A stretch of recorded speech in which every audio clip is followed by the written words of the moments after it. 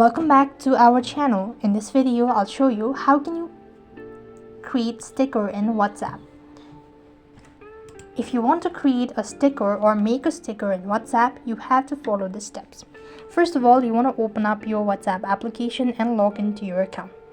When you're logged in, this is how it's going to look like. Here, you want to go ahead and open up the particular chat. After which, what you want to do is click on the sticker icon at the bottom left hand side corner of your screen, sort of page right. Here, what you need to do is you want to click on the sticker icon once again at the right hand side corner. Then you want to click on create. As you do it, so you want to go ahead and locate the particular photo that you want to create it. So now the sticker will be created. You want to go ahead and select it, how long or what sort of things you want to do it so, and click the arrow icon, and you've successfully sent the sticker. So this is the way you could make sticker in WhatsApp. Now do the same thing for other stickers if you want to create it. So I hope the video was helpful. Make sure to like, share and subscribe to our channel. Thank you for watching. See you in the next video.